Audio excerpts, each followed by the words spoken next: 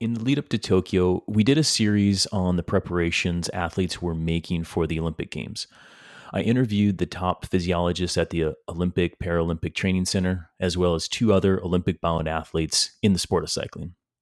But what I didn't talk about was the Paralympic Games, which also took place in Tokyo later in August. Like myself, you may have not watched the Paralympics as closely as the Olympics. Or, like most, you may not know enough about the athletes with disabilities who are competing at the world level that are just as impressive, if not more, than non disabled athletes. My goal for this episode is to inform you about the history of the Paralympic Games, show you how elite athletes these athletes really are, and perhaps create more curiosity about the games and the athletes competing. I've got the perfect guest lined up for that. He's not only one of the most decorated Paralympic coaches today, but a fellow CTS coach and a great friend. Now, let's hear from him on the Train Right podcast. Jim Lehman, welcome to the show. Hey, thanks for having me, Adam. Yeah. Well, thanks for taking the time to talk to us today about Paralympics, your involvement with it. But before we do, can you tell our listeners a bit more about who Jim Lehman is?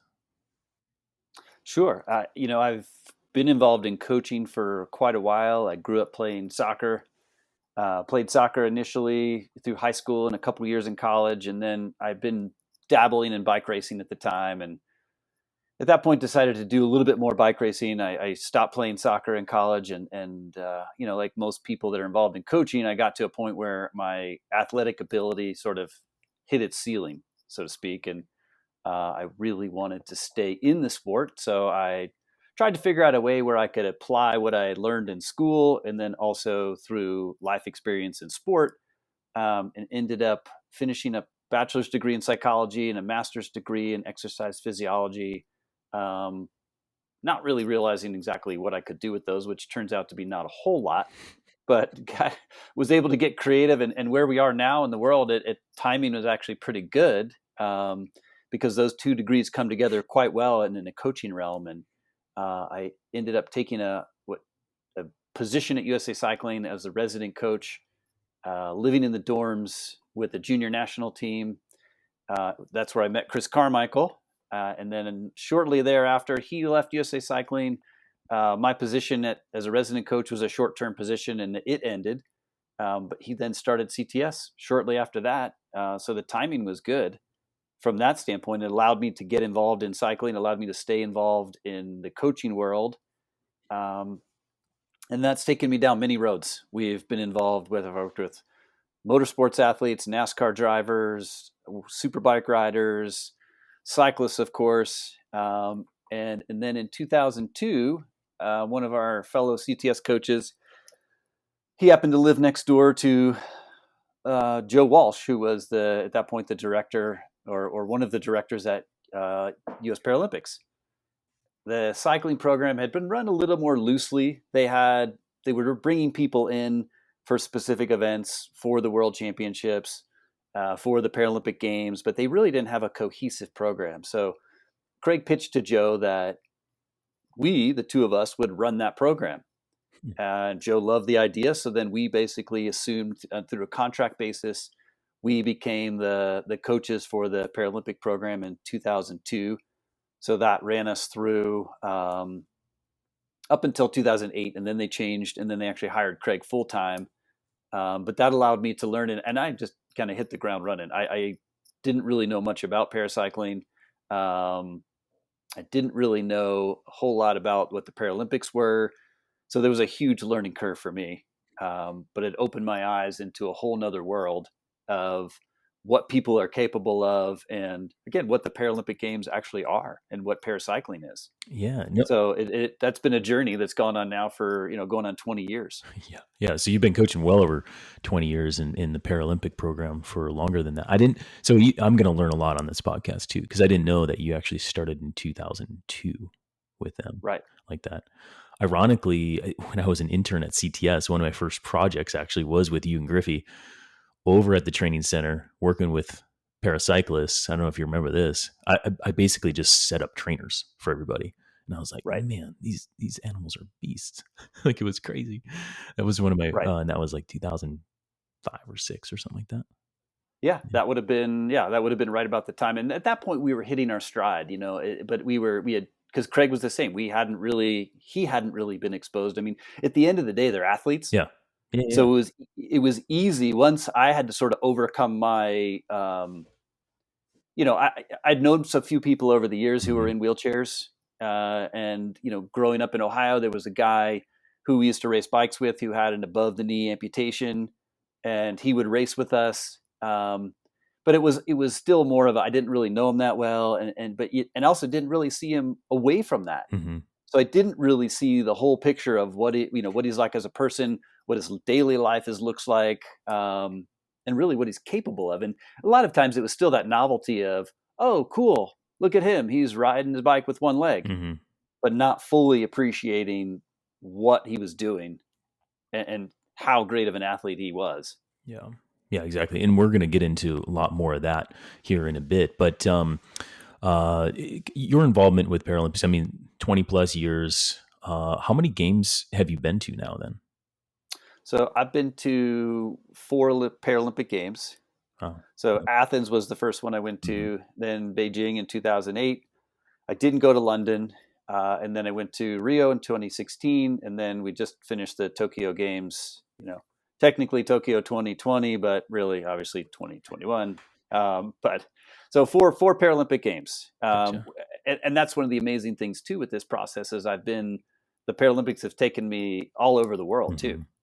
Yeah. North America, South America, Africa, Europe, Asia. I've just Australia and Antarctica. Those are the only two places that I haven't been yet Yeah. with the Paralympics. So pretty amazing journey. Yeah. Yeah. And it has been an amazing journey, and it's been decorated too. How many medals do you have from your athletes that have been competing at the games?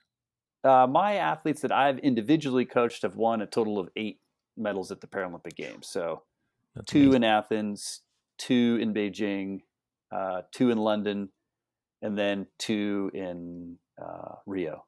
Wow, that's impressive. And So and that's kind of all led to. I mean, I mean, I know you hate talking about yourself, but it's kind of led to this latest honor that was just bestowed upon you in Tokyo, called the Order of Ecos. Am I saying that right? that is correct. Yeah. Can, That is correct. can you tell me and our listeners more about what that means and what that means to you?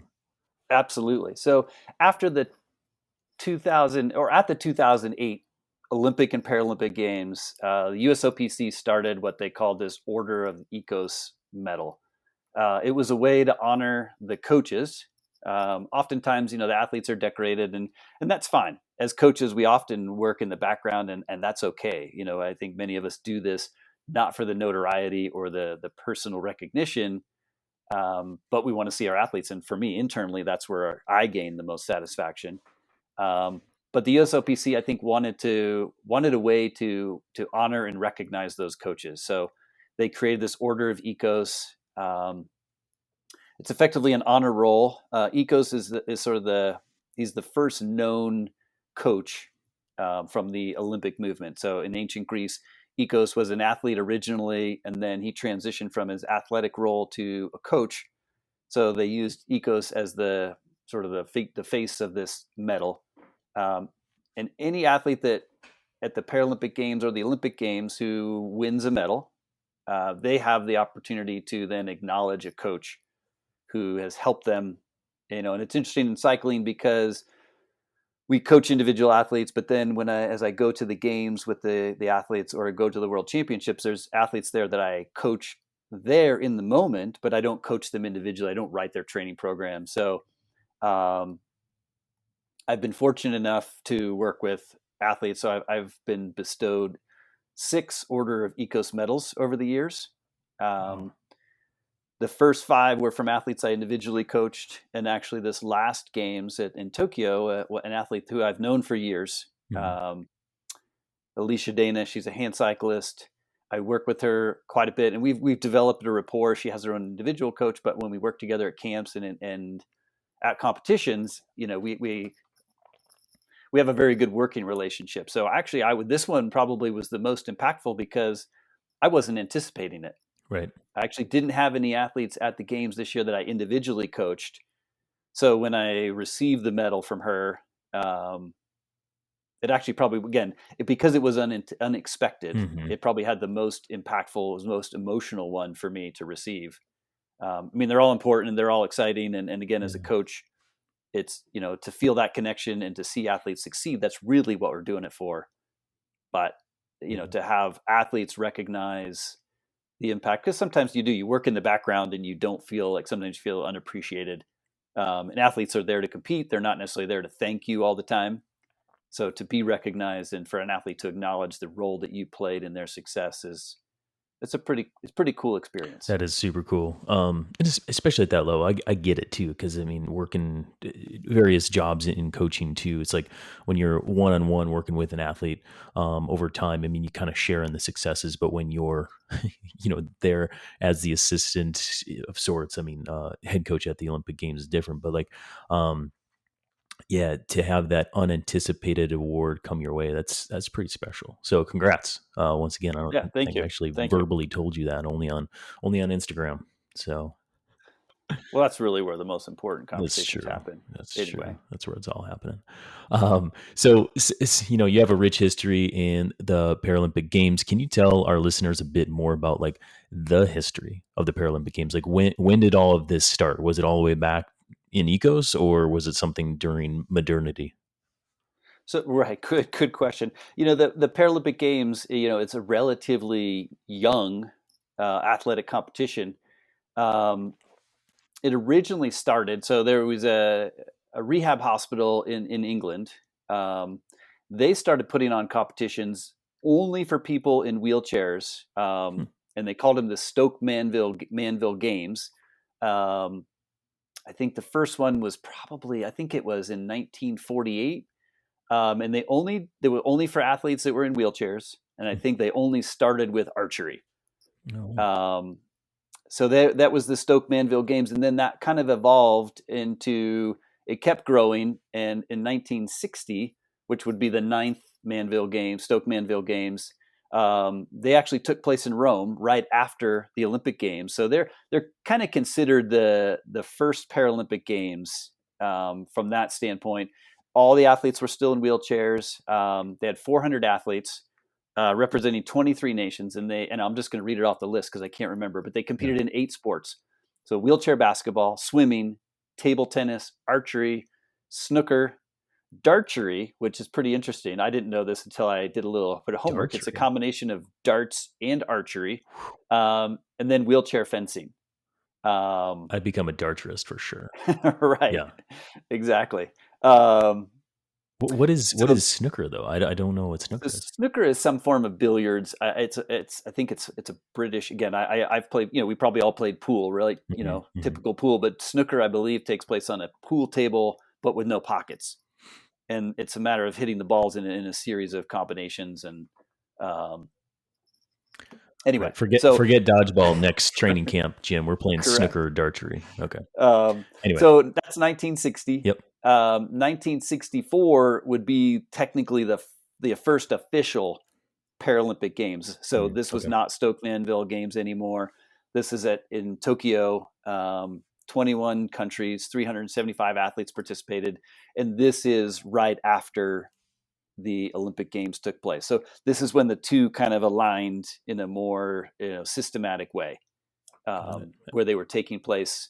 They were acknowledged as the Paralympic Games Yeah, and ironically in Tokyo. in Tokyo. Right, Yeah. right. Yeah. So was paracycling always kind of part of that, or when did paracycling enter the Paralympic program Right. So or I gain think traction? I for should I should say.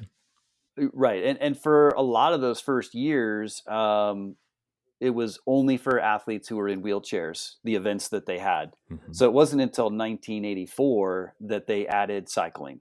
And at that point, again, the Paralympic movement is still evolving, Hmm. and I think the whole recognition of what or who a Paralympic athlete could be, Hmm.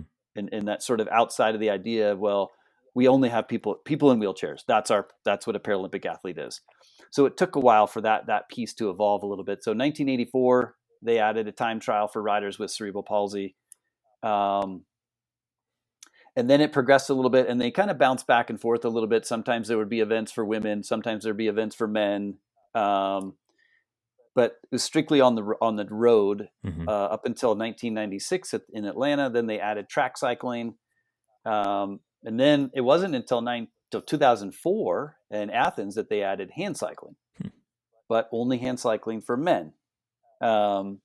But part of it is, and you and I had a conversation earlier, part of that issue becomes within the Paralympic and Olympic movement, each game starts with a finite number of medals. Yeah, this is interesting. Yeah. It isn't, and I didn't understand this either, right? So in order for an event to be added, something needs to be removed. So if, say, they have 200 medals, if we want to add hand cycling, something else had to go. So they is IOC. The IOC and the IPC, okay, the International Paralympic Committee. So they each govern their games. So, for example, in 2004, for the cyclists, so on the road, they normally would have one medal for the time trial, one medal for the road race. But as they added hand cycling, they basically turned the road event into an omnium. So it was one medal combined on your road results and your time trial results. So that allowed them to add hand cycling medal. So, and it evolved, and I don't know all the particulars about how that works, right. But that's the general idea. And it happens at the Olympic Games too. For example, when they added freestyle BMX. So in the past years, there was an individual pursuit in the Olympic Games. There's no longer an individual pursuit. Part of that they got around, they added an omnium. So again, they took 4 or 5 events, put them into an omnium for one medal, but something had to go. And to add freestyle BMX, you had to take another medal. And it doesn't always have to come from your sport. Right. It might come another sport, right? Like in the Olympic Games, baseball and softball were removed for several years, but they've since come back. So hand cycling is added in 2004. In 2008, and we'll probably talk a little. We can talk a little bit more detail about these classifications. Yeah, exactly. We will here in a bit. In 2008, trikes were added, which is a fascinating bike. Technically a trike, I guess, but we can talk again a little bit more about that. And then in 2012, another event was added. Actually, the hand cycle relay, which is a pretty cool event. It's pretty exciting. They usually end the Paralympic program, the cycling program, with this hand cycle relay. So that was kind of cool too, because hand cycling doesn't compete on the hand cyclists don't compete on the track. So it was a way to give the hand cyclists another opportunity. And I think anytime relays, I think if you watch the relays track and field relays, swimming relays, they tend to draw the biggest crowds and the biggest excitement because there's so much that can happen within those relays. Yeah, no, absolutely. And I think that, there's, as I said in my intro, not a whole lot of people follow this sport, whether it's the Paralympics or paracycling specifically. And there's multiple reasons behind that. I mean, it's young in terms of its history. Therefore, it has this evolutionary track that is still evolving quite rapidly. For various reasons. But the marketing isn't as great. The media isn't as robust as other sports, education and awareness and equality. I mean, what other, I guess Paralympics is gaining a lot of traction, but why is it not as popular in your opinion? It's a great question. I don't know the answer. Well, I have a couple ideas, but when we're in Europe or at the games, you turn on the TV, effectively their version of NBC, whatever network is covering the games, and it's full coverage, as if you were here in the U.S. watching the Olympic Games on TV. I want to watch swimming. I want to watch basketball. You just find the NBC network or affiliate that's covering it, and when you're Paralympics in the local, are on. when you're in the local community, you do the same thing. I want to watch wheelchair basketball. I want to watch wheelchair rugby. I want to watch track and field events. I want to watch fencing. It's on, and it's all covered. And in the US typically, and I think a lot of it's money driven, right? Yeah. So if sponsors aren't behind it, if sponsors aren't, but a lot of it sponsors, I don't think they knew. Right. And I think the one thing we've seen change this last Paralympic cycle is companies like Visa, Toyota, Hmm. and so Toyota was offering effectively stipends, and I forget what they called them, but to every Paralympic athlete Wow, I this didn't year. know that. I Yeah. don't think they did it for Olympic athletes. So there are companies now that are getting on board, and there's a few athletes. Oksana Masters, who competes as a paracycling athlete, she's in a hand cycle. She also competes in Nordic skiing, Hmm. and she's one of the most decorated athletes, Paralympic athletes in the U.S. Um, she is a Toyota sponsored athlete. She is a Visa sponsored athlete. Hmm. And she's also sponsored by many companies, but in secret. So those Hmm. three companies used her in advertising. Even during the Olympic Games, Hmm. you'd see a Visa commercial, and there's Oksana. Um, and that's pretty cool. And that's part of That's that super cool. Yeah. awareness and education. When we're talking about Oksana, um, having multiple sponsors in how that, I mean, that's super cool. And I think it's bringing a lot of awareness and education, to kind of the more mainstream, right? Correct. It's bringing sort of the American public, and I think beyond just hardcore sports fans. Yeah. Yep. I think people who love sport have figured out a way, and they're aware of Paralympics and they're aware of Paralympic movement. Hmm. But I think most people even watch the Olympics. It's a they do this every, mostly I'd say 4 years, because the Winter Games aren't followed quite as closely. But every 2 years they tune in, Hmm. and they have their favorite athletes. They follow along.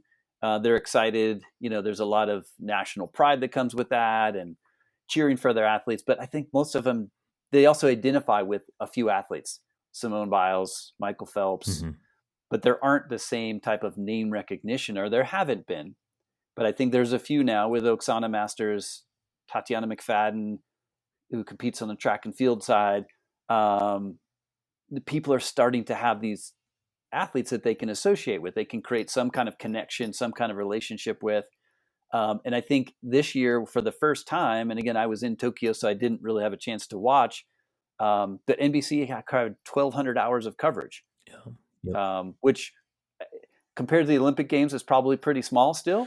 For But sure. compared to a 1 hour recap at the end of the Yeah. games, I was you impressed know, by it. we're Yeah. we've made quite a huge leap from Rio to Tokyo. So Hmm. I think that piece is really exciting. And again, I think the stories, not that Olympic athletes don't have amazing stories of how they got to where they are, and what they've overcome, but I think I would say every Paralympic athlete has an amazing story as to how their journey brought them to the Paralympic Games. Yeah. Whether it was something that they were a condition, or that they were born with, or something that impacted their lives that put them in the situation they're in, but the story of them overcoming those odds, and moving forward, and I'll use kind of air quotes, but leading what I would say is a normal life. Hmm. They're just, hey, this is just who I am. I'm not asking for any kind of special consideration. This is what I want to do, and I'm Yeah. using sport to move forward and bring enjoyment and fulfillment to my life, and it basically chase my athletic dreams. Yeah. So it may look a little bit different, but at the end of the day, that's what they're doing. Yeah. And we're kind of on this topic right now, so I'll probably like spin to it here briefly. But what's interesting and kind of curious is that you mentioned two high profile Paralympic athletes, and they're both women. However, you know, the, throughout the history of sport and cycling specifically, men and women have not had the equal opportunity to compete at this high level. Would you say that the Paralympic Games and paracycling has done not a better job, but like a faster job of getting more equality to men and women athletes, or are we still kind of working to solve that problem? Well, I think they're certainly working towards it. The Paralympic movement initially started, at least with paracycling, typically adding men first, Hmm. We had a woman on the team, was on the team for several games, Barbara Buchan. She actually competed. Interesting story. She was an Olympic level cyclist first. Hmm. Um, Oh, wow. and she was competing in I might get some of the facts wrong, so Barbara, if you're listening, I apologize. She was competing, I believe it was in 1982 maybe, and it was a world's trials. It was pre hardshell helmets, and Yeah. she was involved in a very bad crash, which she unfortunately suffered a traumatic brain injury, spent several weeks, months in a coma. But she, part of what came out of that is like we are more of an attention towards safety. So that accident led to the need or the development of hard shell helmets. Um, Wow. but anyway, so Yeah. Barbara Didn't came know that. back as an athlete, and in Seoul, or excuse me, no, Barcelona in 1992. Here's a former elite level athlete, Hmm. but in 1992 there were no cycling events for women, so she actually competed in track and field events Hmm. until they had events for her to compete as a cyclist. Wow. I did So not know that. yeah, so fascinating. I mean, she's an elite athlete. Yeah. She wanted to compete, so she decided, okay, well, I'll compete on track and field events until there's something for me as a cyclist. Hmm. So I think the whole Paralympic movement is about inclusion and equity in sport, but I don't think it's completely immune to, or hasn't been immune to the idea that, and partly is just where the athletes are. Yeah. They That's kind of right. look at a sample of where the athletes are available, and it probably wouldn't make sense to add a women's event if they couldn't identify enough women to participate in that event. So I'm sure some of that went into the thought process of, okay, well, we need to have a pool of athletes who can compete, can train, can qualify, and then compete at this level. Um, so some of it took a while for that to happen. Um, Yeah. Yeah, because as we're kind of talking here too, in as I was kind of laying out this these talking points, I was like, man, there's like so much more involved, obviously, that I have no idea of when it comes to identifying not only a medal count, but what actual you know uh, sport is going to be in the games and that kind of stuff. But we're talking about these like stories and examples of athletes coming to the sport, and that one I had no idea of, and that's really interesting to hear.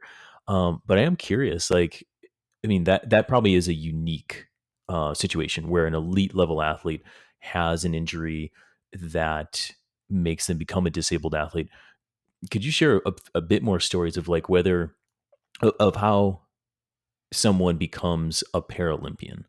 And does that mean that they are born with a, say, a biological um, injury that brings them to the sport, or is it something later on in life? And then from that kind of standpoint, what are the availability to the like introduction of sport for some of these athletes who are disabled? Because I don't know, and it's got to be not as available as non-disabled athletes, right?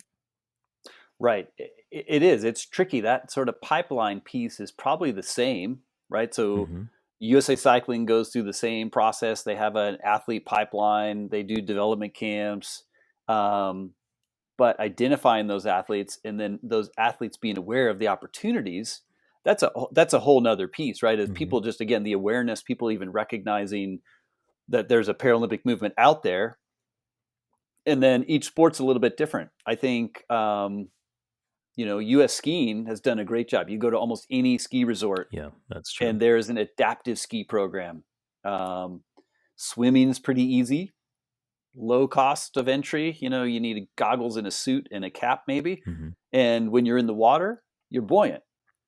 So, our sport of cycling and some of the other more equipment heavy sports can be a little restrictive that way, because you can't just go to a bike shop and buy a bike that's going to work for you depending on your impairment. Right. Um, Bikes need to be modified in terms of moving. Say, if you only have one arm, you have to move the shifters and then all to one side, and then you have one brake lever. So then they put in what they call a brake splitter. So then that one brake activates the front and rear brake. So there's some barriers of entry for the sport of cycling. Um, But I think in general, the people come to us into parasport from many different Hmm. backgrounds. We've had athletes over the years, and I think I will speak to just parasport in general Hmm. because I think Yeah. it's probably the same, although I don't know the other sports as well. We have athletes who were born with a condition, Hmm. or born with either one limb or a limb that didn't fully develop. Um, and we've had athletes who are involved in accidents, Hmm. whether they are on their, sort of, whether they're motorcycle accidents, car accidents.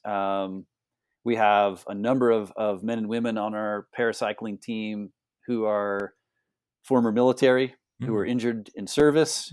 Um, and for some, I mean, it's especially if they were injured. I think for those, we had a woman on the team, Greta Namanis, Hmm. who came to Athens through a program in Chicago, and I can't remember the name of the program. She came as a 16-year-old. Hmm. She was born with an arm that didn't fully develop.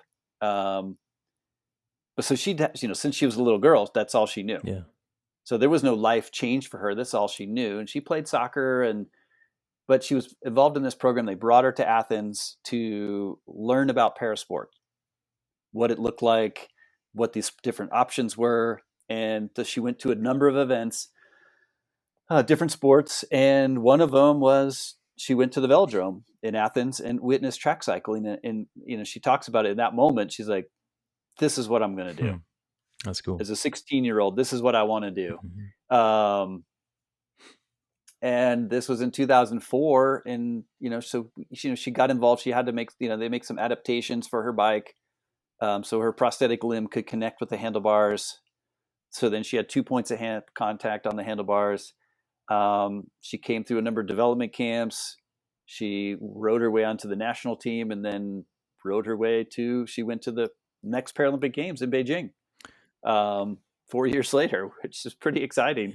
Yeah. Um, so they come in different ways, and it's interesting because sometimes people, we've done a number of things over the years in conjunction with the military, where we've done these sort of Paralympic military summits where similar, we'll have cycling will be there. There may be parasailing, wheelchair basketball, Hmm. track and field. And it's an opportunity for these men and women to come and learn about these different sports. Again, sometimes it's a sport maybe they played before they were injured. Hmm. Maybe they played basketball, and wheelchair basketball is an easy transition. But sometimes it's, hey, I didn't even realize there was such a thing as wheelchair rugby, Yeah. or archery, or parasailing.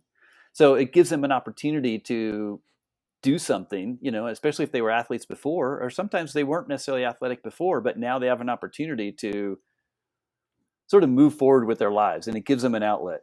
Particularly those who are injured, because they go through, there's a process of rehabbing, and then they have to deal with all the other sort of emotional things that come with that, and their lives have been changed. But those who are able to kind of process that piece, and then use sport as an outlet, oftentimes come out with it, and they realize, like, hey, my life is different, but it can still be a full, enjoyable, fulfilling life now. It just looks a little bit different Yeah. than it did before. Yeah. Yeah, that's amazing. I think sport does that in general, um, para sport as well. And you mentioned Greta. I remember Greta. She had moved to Colorado Springs. Yeah, Yeah, and she's part of the Olympic. But she would come out on the group rides with us. Colorado Springs she group would. ride, which is, I mean, you Yeah, could have anything from Joe Schmo to young coach to Olympic gold medalist in Paris. But like, she was flying. She's fast. she was. Yeah, yeah. In fact, probably one of the last years she lived in the Springs, Hmm. you and I went on a ride with her out into the Black Forest. Hmm. Kick my butt. Yeah, Yeah. Yeah. yeah. I mean, so that's the amazing part, and I think that's an important piece to recognize. I think sometimes people see, and again, it's not a fault of their own, and a lot of it just falls on the education piece of this is they see people riding, whether it's a hand bike or a trike, and they just think, oh, that's so amazing. Yeah. And for an elite athlete, it's like, well, I'm not amazing because I'm riding my bike. Hmm. I'm amazing because I'm kicking ass. Yeah.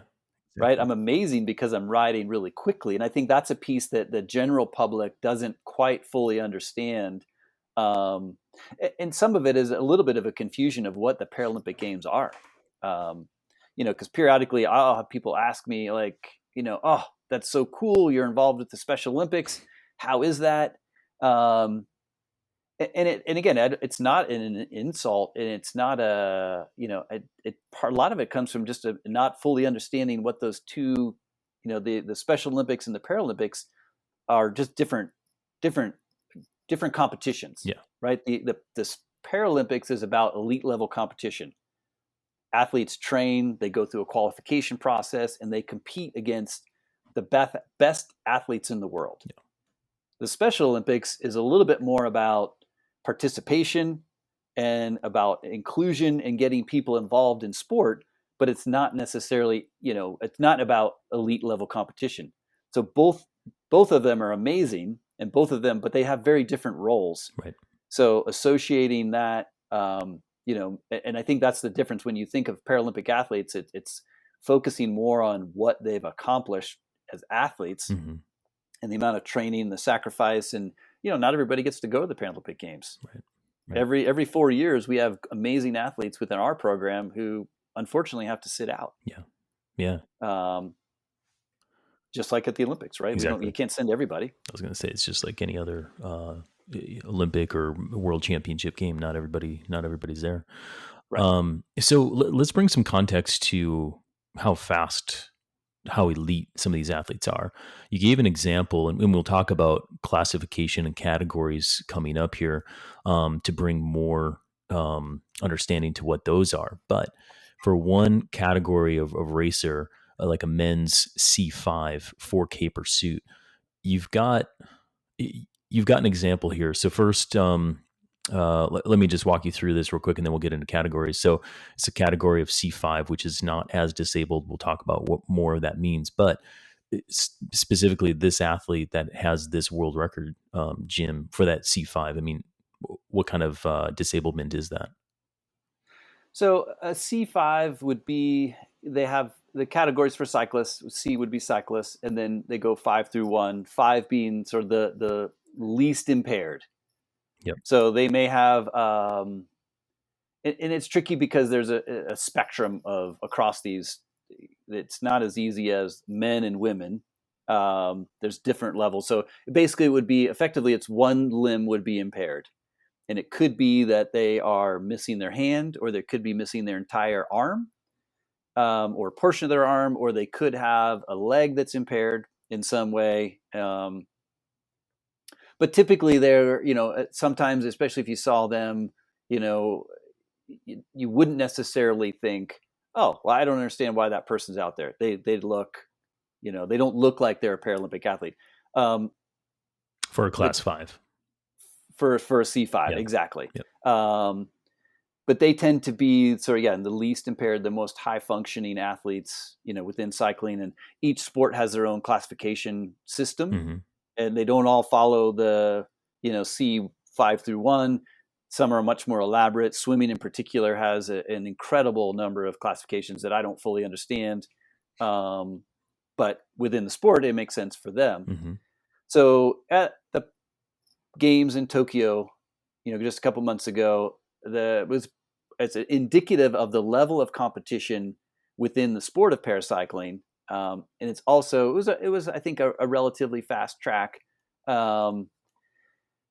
The men's C5, and it happened in several categories where one rider would go break the world record, and you think, oh, awesome. In fact, we had this in for our men's C1 category. One of our athletes, Aaron Keith, rode first in the process, in the qualification process, broke the world record, and you think, oh, awesome, Aaron's flying. The next 3 riders proceeded to break the world record that he just set Jeez. in succession. So it's just indicative of the fact that the sport is continuing to evolve, the level of competition, the sophistication of training. Again, it reflecting that it's not about participation. Right. This is Right. about the fact that you have 4 riders in a row who break the world record, creating a new world record each time is incredible. So in the men's C5, and again, I'm sorry, I can't remember who actually did this now off the top of my head. I believe it was an athlete from Australia, but I could fact check this later. Yeah. He rode a 4:18.274, which broke the world record For the 4K pursuit. For the 4K pursuit, so a 4 kilometer ride on the track. For context, just I think about a month ago at the Track World Championships, the UCI Track World Championships, Ashton Lambie from the United States, he broke the world record and rode a 3:59.93. So not that long ago, the world record on the track was probably pretty close to a 4:18. Yeah. Yep. Was over 4 minutes. Ashton, I think, was the first to go under 4 minutes for a 4K. So that's, I think, and that's hard because people, until you fully grasp that piece of it and understand how fast these athletes are going. And you said it when you've ridden with Greta, and we've had other athletes or people who have come to training camps with us with Paralympic athletes, and they get back and they're like, holy cow. I thought this was this was supposed to be a recovery ride, and well, it was a recovery ride for them. It might not have been for you, right? But these are these are elite level athletes. Yeah, they're so I think zone that 1 piece is your zone 3, buddy. Right, exactly. So to get people to fully understand that, and I think that's going back to an earlier point, right? Of how do we get people to fully appreciate, right? Yeah, the what Paralympics is and what the Paralympic movement is. That's part of it, is really looking at like, what are they actually doing? And we're fortunate because in sports with a stopwatch like that, it's easier because you can quantify it, right? Like you can look at swimming times, and you can look at times on the track. You can look at times or speeds to a certain degree in cycling and go, wow, that's fast. That guy just did a time trial and averaged 27 miles an hour for 45 minutes. Right. Like, that's quick. Yeah. So that's the piece I think will really help. And I hope, we continue to have this movement and this growth within the US of awareness, and companies, again, like Toyota, like Visa, and Secret, to start recognizing that these are athletes, and these are athletes that can bring value and recognition. And it's this idea that, and we're starting to do this more as a society, right? Of this inclusion and equity of making sure that everybody is represented, and particularly for kids, this idea that representation matters. As a kid, to look and see like, oh, that person looks like me. That person, whether it's the color of their skin or they have a prosthetic limb just like mine. Yep. They're doing something really cool. They're skateboarding, they're snowboarding, they're riding bikes. I could do that. Yep. But without that, idea of representation, it makes it really challenging for a kid, or even for an adult who maybe has never been, maybe is recently injured, to recognize that, hey, these are things I could do. Yep. Someone else is doing that. Yep. This is really cool. Yeah. Yeah, it's true. Relatability and opportunity, right? It's just like, wow, they can do that. I can do that. There's an opportunity for me to do that. Yeah, it's pretty impactful. Right. Yeah. Yeah, and going back to Greta's story, right? And she's at the velodrome and sees, exactly. Wow. Yeah. There's someone just like me. Yep. Because she grew up, just playing soccer and doing things with other kids that, again, she's just, well, this is all I know. So I'm just going to go about my way, I'm just going to, if this is what it takes, I'm going to do it. And her parents were great, and her parents didn't hold her back. And her parents didn't say, well, because because of the way you are, you're not able to do these things. They made sure that she was able to do everything she could, everything she wanted, at least try it, and to have those opportunities. And that's pretty amazing. That's so cool. That's so cool. For our listeners, speaking of awareness and education and whatnot, for our listeners, can you walk us through just real briefly what some of these categories are when we're talking, all these acronyms and numbers and things like this, to help understand, at least from the paracycling side of things in the Paralympics, what the categories of competition are? Sure. So there's 13 different classifications. Usually there's an acronym. It'll start with either M or F, so male or female. And then it'll go through. C would be for cycling. H would be for hand cycling, T is for trike, and then B, or sometimes BVI, would be for blind and visually impaired athletes. And then with each one, one is the people who have the most severe impairments, and that's the case for all hand cycling, trikes, and cyclists. So they use the same scale. So for a cyclist who would be say a MC1 would be a male cyclist in the classification of one, and those are people who they typically have impairments to more than one limb, sometimes three. And it's interesting because you'll watch that competition, and sometimes, again, and I'm not a classifier. Mm-hmm. I can, because I've been around the sport and I understand the classification process. And we can go into that a little bit more after this, but we'll just get through the designations first. Right. But there's not always when you look at each of these groupings, it's all sort of along a spectrum, because you couldn't differentiate. Well, this person is missing a third of their arm, so we have to put them all with people who are missing a third of their arm. Again, going back to the athlete population size, there just wouldn't be the depth of competition at that point. So one would be the athletes who are most severely impaired. It could be a neurological issue. It could be amputations. It could be they could have cerebral palsy. And then as you work your way through 2, 3, 4, 5, their impairments are a little less severe.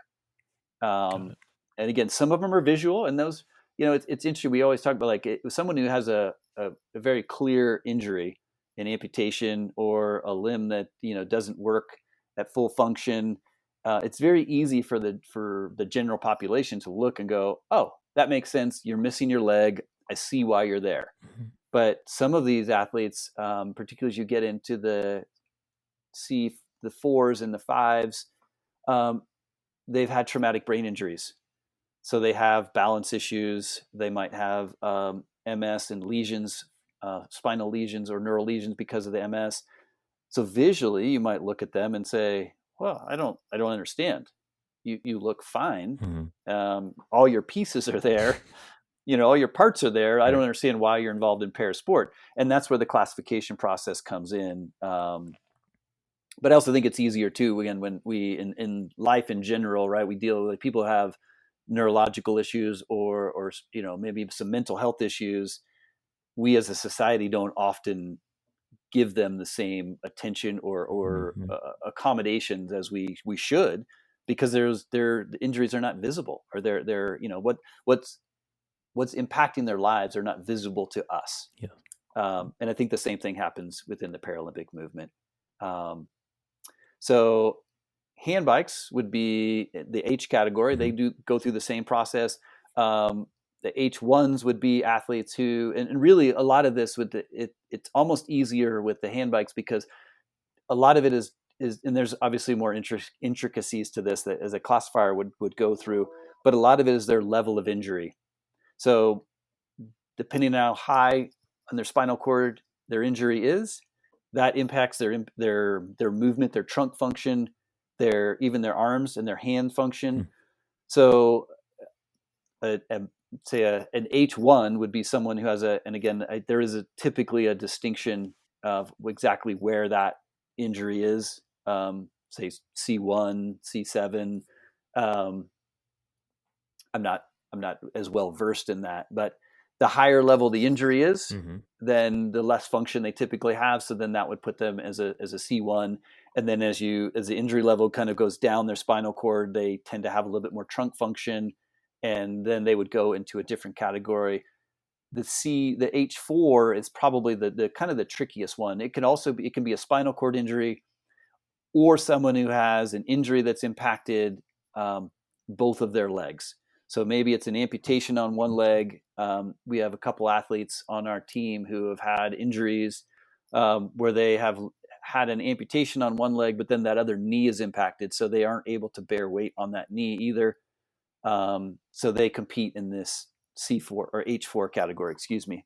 And then the final one, the H5, is Sometimes there are people who have had a partial spinal cord injury or a partial.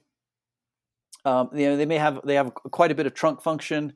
Other people are people who have had other people in the H5 category are people who have had either leg injuries and or amputations, and they're what we call kneelers. So they don't sit in their hand bike. They're not in this reclined position. They Oh, actually okay. sit Okay. in a more of a almost like a bucket. Basically, it's obviously a much fancier than a bucket. Right. We call it a bucket, I guess, but it's typically a carbon fiber shell. They kneel, so they actually are kneeling and rolling forward like this with each stroke, and they can do that because they have the trunk function So they have more. to lean forward and then be able to come back up. Yeah. Whereas someone with a higher level injury doesn't have the trunk function; they don't have the abdominal muscles. So when they aren't able to lean forward and come back up, so they're in that more reclined position. So different advantages sometimes depending on the course, because the H4s are reclined, they're much more aerodynamic. So on Yeah. some courses, they actually can go faster than the H5s. But the goal is to put people in groups and in categories that allow them to compete with athletes with similar Yep. impairments and that race at similar speeds. So that, again, there's now equity within those groups. So they're able to compete with athletes that are of similar speeds and similar abilities. Got it.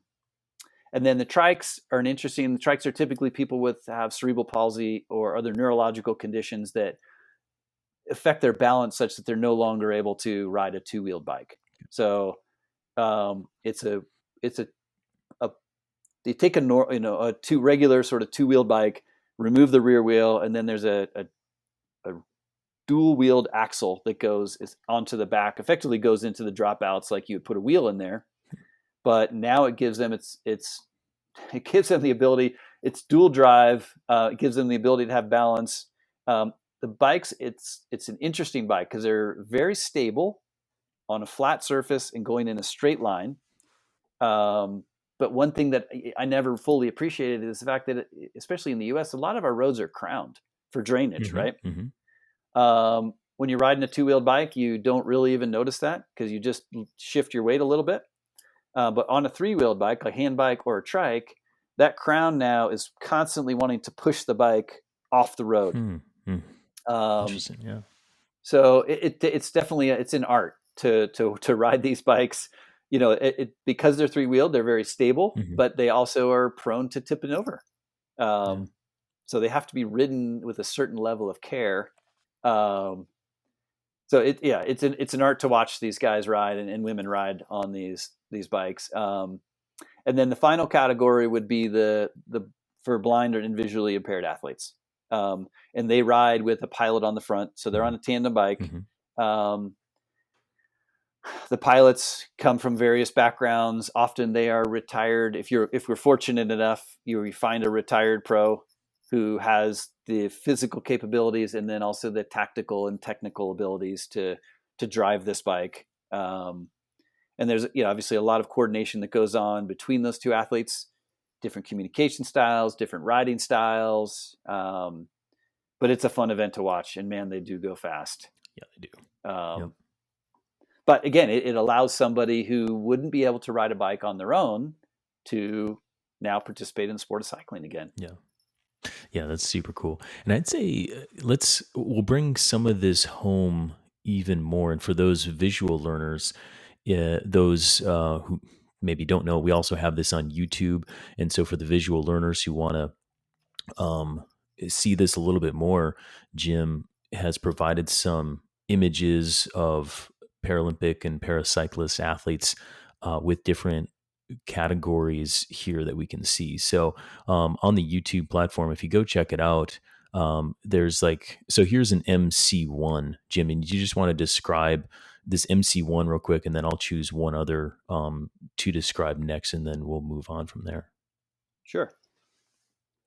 So this MC1, he's on the track. What's going on kind of visually with this athlete? So JJ is a Spanish cyclist competing on the velodrome in this particular photo. Right side, he has a fully functioning right leg and right arm. He is missing his left arm completely, and on his left side, he has an above the knee amputation.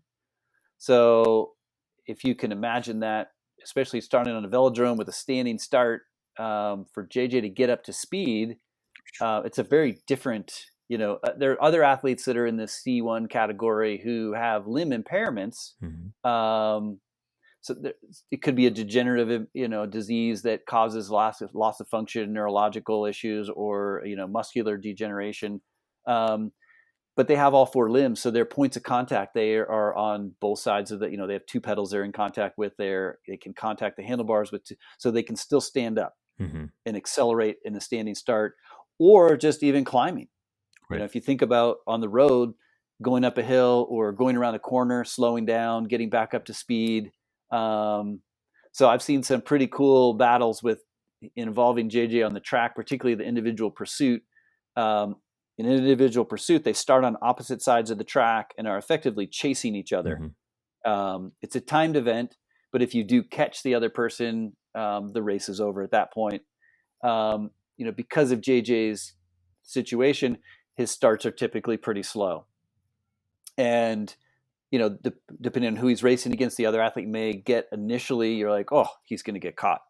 But as he gets up to speed, he's starting to gain more and more speed. He's starting to take some of that back. And I've watched sometimes at the track where, not that people don't cheer for the other athlete, but Hmm. again, visually, you see, particularly if you're not as familiar with the sport, you see an athlete who has two arms, two legs, and then they're competing against this guy who has one arm and one leg. Hmm. And you'll see it's almost like when people do the wave, Right. but it's an auditory wave, as this wave of noise goes around the track with JJ Mhm. as he's going around, because people are just excited to see this guy and think, oh, Totally. well, I feel like he's the underdog, right? Yeah. Because there's no way this is fair. But eventually, once he's up to speed, then that initial gap that the other rider gained over the start, it tends to level off a little bit. So it's just, again, the adaptations that have to be made. If on JJ's left side, he has no point of contact with the handlebars because he's missing his arm. Yeah, it's incredible. Um, Everyone should go check this out on YouTube because and maybe we even find like a link to one of JJ's races if we can find right. one, and we'll throw it in the show Um, notes. But on his left side, there's a carbon fiber cup Hmm. that it's been developed, and it's attached typically to the seat tube.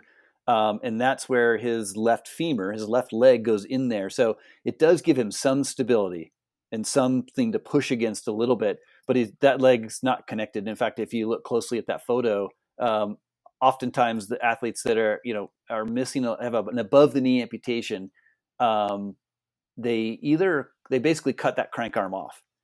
There's no reason to have a crank arm spinning, and Hmm. there's no reason to have a pedal on that side, which again makes it tricky. Yeah. I couldn't go ride that bike. Um, and it also makes it tricky. Another weird aside is for a mechanic. Oh, for sure. Oftentimes a rider will bring a bike in. Hey, the bike's doing this. The mechanic will ride it and go, yeah, okay, I hear that or I feel that. But it makes for a tricky situation for mechanic can tune that bike in the stand, but the mechanic typically is not really going to be able to ride that bike to replicate No. what might be happening. So another really just sort of thing that happens on the Paralympic side that maybe doesn't occur on the Olympic side of the sport. And no left Um, side handlebar either. I'm just no looking. left side handlebar either. Right. Yeah. Again, Yeah. from weight standpoint and aerodynamic standpoint, no reason to have that there if it's not being used. Yeah. So from an aerodynamic standpoint, these bikes are looking way different than regular bikes for sure. Well, and oftentimes, I mean, the basic equipment will start the same, Hmm. right? So if you look at that bike, it's a track frame. It's got a disc wheel in the back, and it looks like maybe a tri-spoke or a four-spoke wheel in the front. Hmm. Um, in his case, because of only one arm, he really can't. He doesn't transition well to aero bars. So for Yeah. some Yeah. riders, they may just make a decision to not use an aero bar, Hmm. for that. We have an athlete on our team, Joe Barney, who is also missing his arm, um, but he also has two legs. So for him, he actually is able to transition to an aero bar when he's racing on the track or doing a time trial. But again, every rider has different limitations and different adaptations that they have to make. So it isn't as simple as, oh, well, you look like him, so you can do the same thing. Hmm. Because there could be some other underlying neurological issue. It could be, again, a lot of times athletes who have had an injury, if it's been a car accident or a fall, they have the physical injury, but they've also probably, depending on the impact, they've probably also had a traumatic brain injury, which could lead to other balance issues. So again, visually, they might look like they can and should be able to do what another rider that looks like them does, but we don't know what their balance issues are or other things that may be impacting them. So each individual rider really has to have adaptations made, for them specifically. Yeah, exactly. And I'm just gonna kind of flip through some of these other images that you provided, and then we'll land on the last one. But for those who are watching YouTube, there's a slide now of an MC5, which actually looks like, again, visually not that much, impairment, just on kind of first level looking at it. Looks like a normal cyclist on a track. Then you've got an Right. MH2, and that is a male hand bike, second uh, category or classification. You've got MH4 next, and then you've got a tricycle in MT2. Finally, you've got now for the women, WB. Now, Jim, real quick, just WB with no number classification. What's going on there? So, women's blind tandem, and is there any other subcategory of one, two, three, four, five, or is it just WB? Within that's a great question. Within the sort of blind, visually impaired category, again, there's different athletes have different levels of sight, Mm-hmm. and that's why it's blind and visually impaired, because we've had some athletes over the years who have degenerative conditions where they still have some peripheral vision, Mm-hmm. um, which in cycling can be an advantage, because now as the stoker on the back of the bike, that athlete can then still see, at least they can see that there's motion and they can see that there's something coming up, so they might be able to see as the bike is coming around them, whereas other athletes on the back, or they do not have that visual ability, Yep. so they aren't able to see that. But again, I think then they rely a little bit more on auditory cues, Right. and again, that's where the communication piece comes in between the stoker and the pilot. Got it. It's definitely a symbiotic relationship. Yeah, for sure. Next, you got a WC4, and then finally you've got a WH5, so women's hand bike 5, and this is an athlete that you were just talking about with Oksana, right? Right. So this is Oksana Masters. So she would be, what would the the H5. So she's in this sort of kneeling category. And if you notice, and Toyota actually helped develop this bike for her. Oh, If you look in, again, you see this sort of carbon fiber almost bucket that she sits in, mm-hmm. that's been developed specifically for her anatomy, her leg length. She's a double. She has a double above the knee amputation. So again, I couldn't ride her bike. Right. That carbon fiber bucket has been made specifically for her, molded for her. So each of these bikes, particularly the hand bikes, are set up specifically for this athlete based on their anatomy, based on their limitations. But again, it's that's the piece that's really fascinating. The piece that wasn't really there, even two or three game cycles before, where this sort of specialization of equipment and equipment being tailored to that particular athlete, as opposed to, well, we have this hand bike, let's make it work for you. Obviously there's resources involved in that, but through Oksana's relationships and through her connections, she's been able to build and have these bikes set up for her specifically.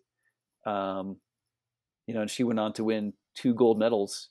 She won both the time trial and the road race in Tokyo. It's incredible. So pretty exciting to see that kind of come together for her.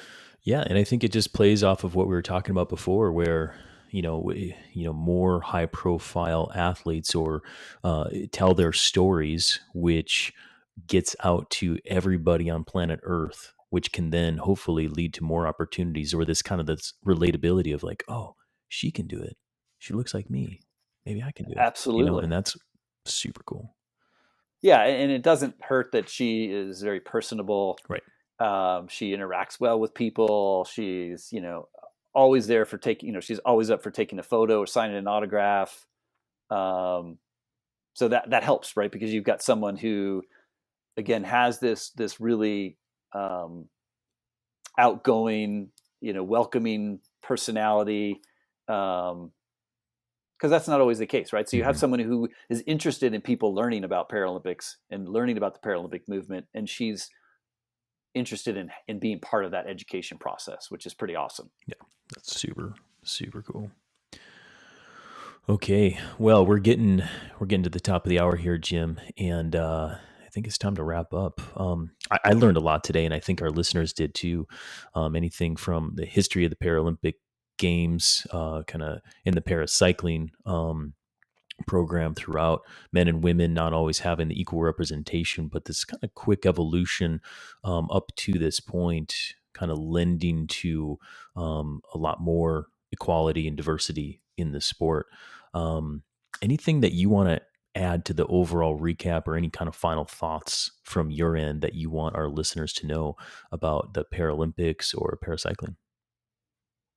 I think kind of the take home message for me, and it's something that funny story here, and this sort of illustrates my education process. So Yeah. the very first trip I went on, we were going through the airport. I don't remember which airport it was. We're on our way to the Czech Republic.